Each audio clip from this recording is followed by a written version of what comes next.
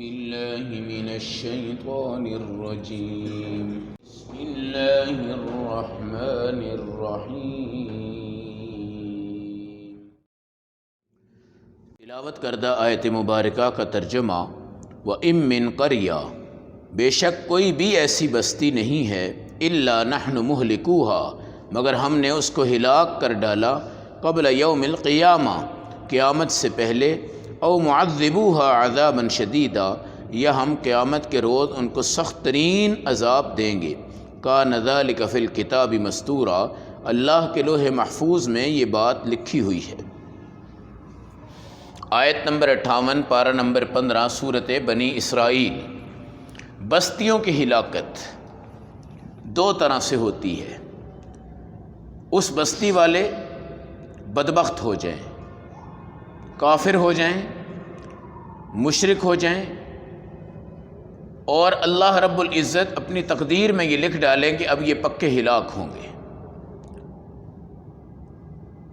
آپ کے ذہن میں یہ سوال ہوتا ہے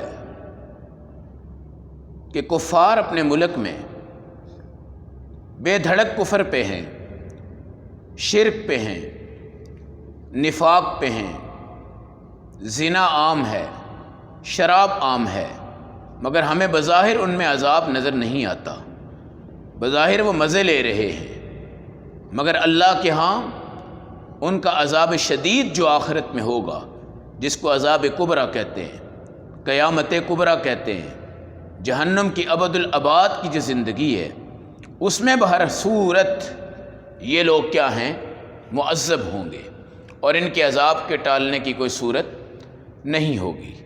دوسرا یہ ہے اللہ ان کو دنیا میں پکڑ لیتا ہے، دنیا میں پکڑتا ہے۔ قوم لوط ہے، قوم عاد ہے، قوم سمود ہے، ان کی جو بستیاں اٹھائی گئی اور اٹھا کے نیچے مار دی گئی۔ آج بحر میتہ یہ وہ سمندر ہے جس کے اندر مچھلی بھی زندہ نہیں رہ سکتی، اور قوم لوط پر یہ عذاب اترا تھا۔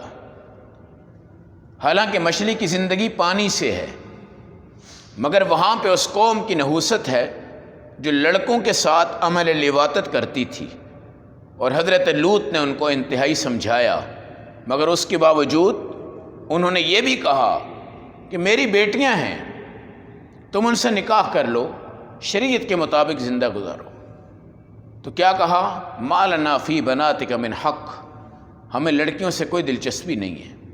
تو لواطت کی وجہ سے یہ عذاب اترا، اور جس کے اندر وہ ڈوب کے مرے، اور جو بستیاں الٹی تو زمین کا پانی اوپر آیا، اور اوپر آنے کے بعد وہ ایک سمندر کی صورت بنا۔ آج اس کو بحر میتہ کہتے ہیں، اور یہ وہاں واقع ہے۔ اور یہاں پر جو پانی میں رہنے والے پرندے حشرات الارض ہیں، جانور ہیں، وہ بھی اس پانی میں مر جاتے ہیں، اور یہ اس کی نحوست تا قیامت کیا ہوتی ہے، چلتی رہتی ہے۔ اس طرح فرعون کے بارے میں آپ نے دیکھا، وَحَاقَ بِآلِ فِرْعَوْنَ سُوءُ الْعَذَابِ، جی، اور اللہ نے اس کو پکڑا۔ النَّارُ يُعْرَضُونَ عَلَيْهَا غُدُوًّا وَعَشِيًّا، آج بھی صبح شام اس پر آگ پیش ہو رہی ہے۔ وَيَوْمَ تَقُومُ السَّاعَةُ أَدْخِلُوا آلَ فِرْعَوْنَ أَشَدَّ الْعَذَابِ، قیامت کے دن وہ اشد عذاب میں جائے گا۔ یہ جو عذاب دنیا کا ہے یہ چھوٹا ہے، بہت چھوٹا ہے، بہت چھوٹا ہے۔ جب صحابی نے دعا مانگی کہ ربنا آتنا فی الدنیا حسنہ وفی الآخرۃ حسنہ، دعا اس کی یہ تھی کہ اللہ مجھے آخرت میں اگر کوئی عذاب ملنا ہے تو وہ مجھے دنیا میں مل جائے۔ میرے نبی نے فرمایا تم ہرگز برداشت نہیں کر سکتے، یہ دعا نہ کرو، بلکہ دعا کرو کہ ربنا آتنا فی الدنیا حسنۃ وفی الآخرۃ حسنۃ وقنا عذاب النار، دنیا میں بھی نہ ملے، آخرت میں بھی نہ ملے، اور جہنم کے عذاب سے ہمیں کیا کر لیا جائے، بچا لیا جائے۔ اللہ کا لاکھ لاکھ شکر ہے، ایمان والا جہاں بھی ہوگا، اگر گناہوں کا دھبا لگ بھی جائے گا، یہاں ہماری پکڑ ہو بھی جائے گی، تو قبر میں ایصال ثواب ہماری جنت کا ذریعہ بنے گا، حشر میں رسول پاک کی سفارش ہماری جنت کا ذریعہ بنے گی، اور اس کے علاوہ اللہ کی رحمت کے 99 حصے جو حشر میں رسول پاک پہ نازل ہوں گے، اس پر بھی ہماری بخشش کے دروازے موجود ہیں۔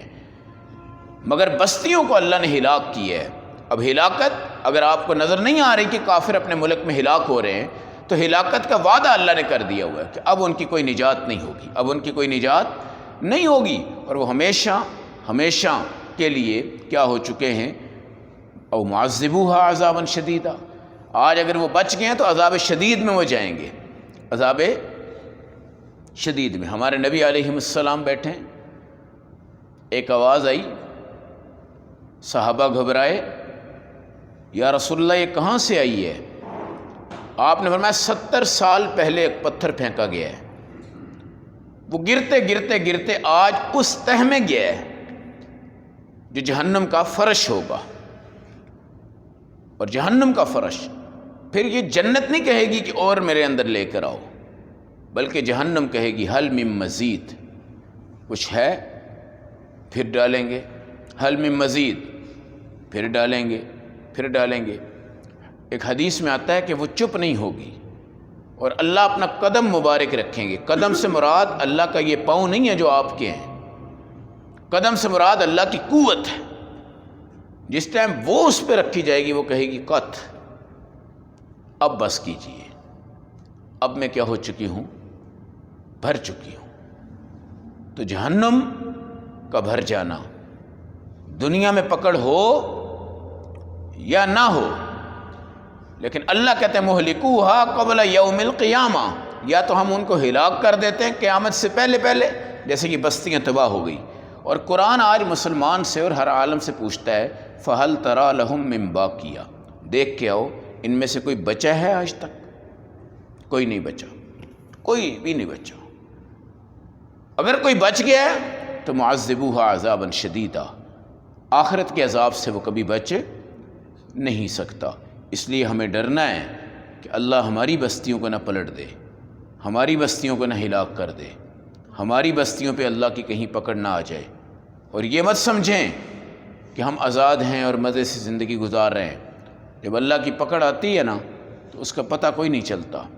اور وہ ایسے ہی ہے جیسے 2005 میں ایک زلزلہ آیا تھا اور اس نے شمالی علاقہ جات کو ایسے پکڑا تھا جیسے قیامت کی مکمل طور پہ علامت ہوتی ہے کہ درزی سلائی کر رہا ہوگا، سالن والے سالن بنا رہے ہوں گے، پانی ڈالنے والے پانی ڈال رہے ہوں گے، جھاڑو والا جھاڑو مارے گا، دیوار کی چنائی والا چنائی کرے گا، لنٹر والا سریا باندھے گا، سوئچ والا بٹن دبائے گا، تار والا تار ڈالے گا، باتوں والا باتیں کرے گا۔ کسی کی کوئی توقع نہیں ہے کہ ابھی ہمیں کچھ ہوگا، لیکن چند منٹ ایسے تھے کہ جس میں ہزاروں بندے لقمہ اجل بنے اور ریت میں ایسے پس دیے گئے، اور آج بھی عبرت کی جائیں وہاں موجود ہیں۔ اس لیے ہماری پکڑ میں تاخیر اگر ہے تو وہ رسول پاک کی دعا کی وجہ سے ہے۔ آپ نے فرمایا امت ہلاک ہو جائے بے شک ہو جائے، مگر تھوڑی تھوڑی ایک علاقے میں ہلاک ہو تو باقی علاقہ کیا ہو، عبرت حاصل کرے۔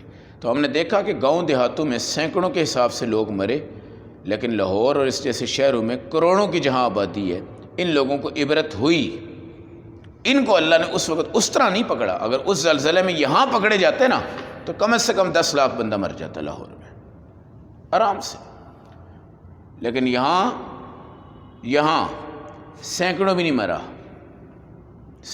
مرا، مگر اتنے بڑے گنجان شہر کو اللہ نے وہ جگہ دکھا کے عبرت کی توفیق عطا فرما دی۔ اب تم سمجھ جاؤ، اپنے آپ کو ڈھیل میں نہ رکھنا، اللہ کسی وقت پکڑ سکتے ہیں، اللہ کی پکڑ سے پناہ مانگا کرو، ہمیشہ ان واقعات کو پڑھا کرو جو پہلی بستیوں کی تباہی کے واقعات تھے۔